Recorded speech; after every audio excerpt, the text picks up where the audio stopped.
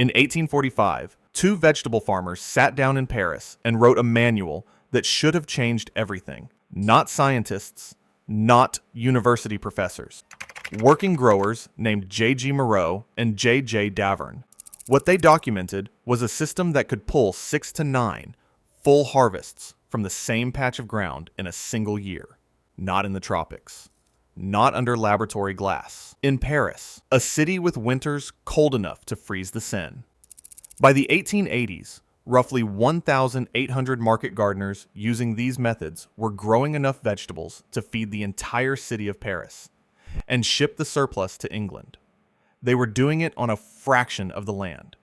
They were doing it without tractors, without synthetic fertilizers, without a single piece of technology that would not have existed in the Roman Empire. And here's the number that should stop you. The average American has never heard their names. That manual still exists. The methods still work. The system was never disproven. It was erased. Not by conspiracy, by something quieter, something harder to fight. And by the end of this video, you will understand exactly why the institutions responsible for teaching you how to grow food, the ones funded by billions of your tax dollars, never handed you this knowledge. But first, I need you to understand what was actually in that manual. The French market gardeners were called les maraîchers. The name comes from marais, French for marsh, because the earliest practitioners worked the boggy ground near the Seine. They did not have much. Small plots, unreliable weather, brutal competition. But what they built was, by any measurable standard, one of the most productive food systems ever documented. And their techniques were not vague or mystical. They were specific. They were replicable. And they wrote them down. Here's what they actually did. Deep soil preparation. They worked their soil to a depth of 18 to 24 inches. 2 to 3 times deeper than conventional tillage. Not because they were obsessive, but because roots that can go deep do not compete sideways. You can plant closer. Relentless composting. Paris had tens of thousands of working horses. The maraîchers paid to receive that manure. They composted it into beds between their growing plots. And here's the clever part. Fresh horse manure composts hot, reaching 120 to 140 degrees Fahrenheit in the center of a good pile. They used that heat. Season extension with glass. They placed bell jars, called cloches, over individual plants. Thousands of them. Miniature greenhouses at the crop level. They built south-facing stone walls that absorbed heat during the day and radiated it back overnight, creating microclimates estimated at 1 to 2 hardiness zones warmer than the open air. And they did not stop there. Hexagonal close planting. Not wide rows designed for machines that would not exist for another century. Tight, offset patterns where the leaves of mature plants touched their neighbors on all sides. The canopy shaded the soil beneath. Weeds could not germinate. Evaporation plummeted. Each bed became a self-mulching, self-regulating system. The outputs, 6 to 9 successive crops per year from the same ground. Lettuces, carrots, radishes, melons, spinach, leeks, cauliflower. 12 months a year, in a climate roughly equivalent to USD. A hardiness zone 8A. Moreau and Davern wrote it all down. Planting schedules, bed dimensions, composting formulas, crop rotation sequences. It was, in effect, an open-source operating manual for radical food productivity. Published in 1845. Available to anyone who wanted it. So why did not anyone want it? The system did not fail. It was made obsolete. Not because of a better method of growing food, but because of forces that had nothing to do with agriculture. In 1853, Baron Haussmann began his renovation of Paris under Napoleon III. Wide boulevards carved through the city's core. Gardens became real estate. The maraîchers were pushed outward. Then, railroads redrew the economics. When you can ship lettuce 200 miles overnight, You no longer need to grow it inside city walls. The competitive advantage of proximity, the entire reason the Maurachers existed where they did, dissolved. World War I pulled an entire generation of labor off the land across Europe. And after World War II, something else happened. Something that changed farming permanently. The ammonium nitrate factories that had spent 6 years manufacturing explosives were retooled. They started producing synthetic nitrogen fertilizer instead. Cheap, abundant, scalable. The industrial agriculture era had arrived. And the Maurachers did not disappear because the system failed. They disappeared because failure was more profitable than teaching success. The people deciding what counted as agricultural progress were no longer optimizing for food from small plots. They were optimizing for industries that scaled on machines, chemicals, and purchased inputs. Now, here's where this story becomes about you. Understanding why none of this was ever taught to you requires looking at the machinery of agricultural knowledge in the United States. In 1862, the Morrill Land Grant Act created federally funded universities in every state, charged with teaching agriculture. In 1887, the Hatch Act established agricultural experiment stations at those universities for applied research. And in 1914, the Smith-Lever Act created the Cooperative Extension System, government-funded advisors stationed in nearly every county in the country. This is the pipeline. Research flows into universities, out through extension, and into your fields. This is how agricultural knowledge has been distributed in America for over a century. After World War II, that pipeline dedicated itself almost entirely to a single model: large-scale, mechanized, chemical input, commodity production, corn, soybeans, wheat, planted in the words commonly attributed to Secretary of Agriculture Earl Butz, fence a row to fence a row. The USDA's own Census of Agriculture tracks what happened next. In 1935, approximately 6.8 million farms. Average size, about 155 acres. By the 2022 census, the most recent data, roughly 1.9 million farms averaging 463 acres. A 72% decline in farm count. Average size nearly tripled. The extension system, the experiment stations, the research grants, all optimized for that consolidated industrial trajectory. French-intensive methods were not outlawed. They were not classified. They were simply never funded, never studied, never mentioned in the county extension bulletins that told American growers what to plant and how. If this investigation into what the agricultural establishment chose not to teach you has been worth your time, subscribe to Botanical Bounty. I am building an entire archive on these methods, how they work, why they were sidelined, and how to use them. The knowledge survived, barely, and only because a handful of individuals went looking for it on their own. In 1967, a British-born horticulturist named Alan Chadwick was given a steep hillside at the University of California, Santa Cruz.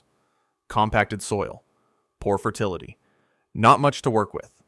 Using hand tools, compost, and the French-intensive techniques he had studied in Europe, combined with Rudolf Steiner's biodynamic principles, he built what became one of the most productive teaching gardens in American university history.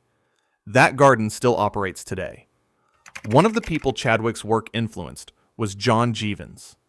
In the early 1970s, Jeavons founded Ecology Action and began systematizing the approach, tracking yields, testing soil, and measuring inputs over decades of controlled trials at a research mini-farm in Willits, California.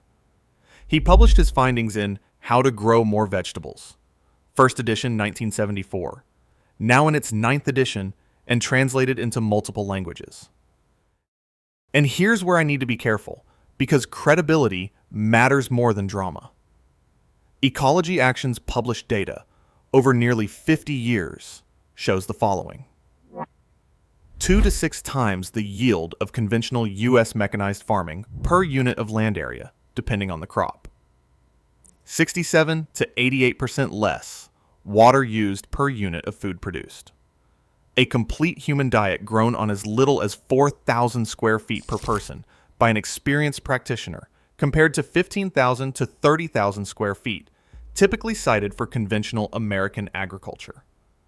Now, these are Ecology Action's own figures, generated from their own research site. They have been referenced in academic literature, but large-scale, independent replications across multiple climates and soil types remain limited. This is serious, long-running practitioner data. It is not settled scientific consensus. I'm presenting it as exactly what it is. Weigh it accordingly. What is not in dispute is the underlying biology. Loosening soil to 24 inches lets roots grow downward instead of outward, which means plants can be spaced closer without competing for water and nutrients. Tight spacing creates a closed canopy that shades the ground. The USDA's Natural Resources Conservation Service has published that every 1% increase in soil organic matter helps soil hold approximately 20,000 gallons more water per acre. Succession planting eliminates dead time between harvests. Composting builds the biological fertility that drives the entire cycle. The physics and soil science are well established. The debate is over magnitude. How much more? Under what conditions? And at what cost in labor? That debate is legitimate. Because there is a cost. And I would be doing this wrong if I didn't name it. French intensive methods require substantially more human labor per calorie produced than mechanized agriculture. That is the core trade-off. Industrial farming optimizes for labor efficiency, maximum food from the fewest human hours. It substitutes diesel, chemicals, and steel for hands and skill. Intensive methods optimize for land efficiency, maximum food from the smallest area. They substitute knowledge, compost, and physical work for purchased inputs. Neither is objectively superior without specifying what you are solving for. If you are managing 5,000 acres with 2 employees, you need a combine and anhydrous ammonia. If you are standing on a quarter acre with your own 2 hands and a family to feed. The French figured this out before the Civil War. The real question is why that second option was never presented to you as legitimate. In 2020, when supply chains seized and grocery store shelves went empty in parts of this country, Americans responded. The National Gardening Association documented a sharp surge in home food growing. Seed companies, Burpee, Baker Creek, Johnny's Selected Seeds, reported record or near record sales. In 2022, the Bureau of Labor Statistics recorded food at home prices climbing approximately 11.4% year over year. It was the largest single-year increase since 1979. The demand is there. The anxiety is there. What has been absent is the specific, historical, field-tested knowledge of how to produce serious volumes of food on small plots of land without depending on the same fragile industrial supply chain that showed everyone how easily it breaks. Elliot Coleman has operated 4-season farm in Harborside, Maine for decades, growing vegetables year-round in Zone 5B using unheated greenhouses and techniques directly descended from the Parisian system. He has discussed gross revenues in the range of $60,000 to $100,000 per acre. Jean-Martin Fortier, farming roughly 1.5 acres in Quebec, has reported annual revenues exceeding 140,000 Canadian dollars. These are not hobby projects. These are working, profitable, small-scale food production operations built on principles documented before the telegraph. Here is what I keep returning to. Moreau and Davern published their manual in 1845. It was detailed. It was practical. It was proven across generations of daily commercial use in one of the largest cities in Europe.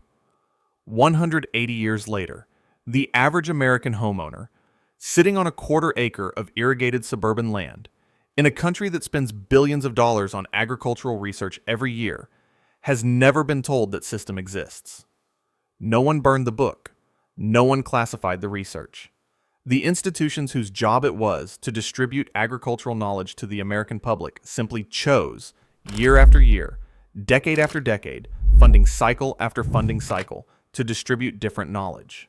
Knowledge that required purchased inputs. Knowledge that scaled on machines. Knowledge that served an industry more than it served a household. The information was never destroyed. It was just never handed to you through the channels you were taught to trust. What you do with your soil is your decision. If this changed how you see that patch of ground behind your house, if you can now picture a backyard that feeds your family through winter, while your neighbors wait for spring, subscribe to Botanical Bounty so you do not miss what comes next. Share this with someone who has been told they need more land, more equipment, more inputs to grow real food. They do not. They need information that was never given to them. The soil has been waiting 180 years. The only question is whether you are ready to start.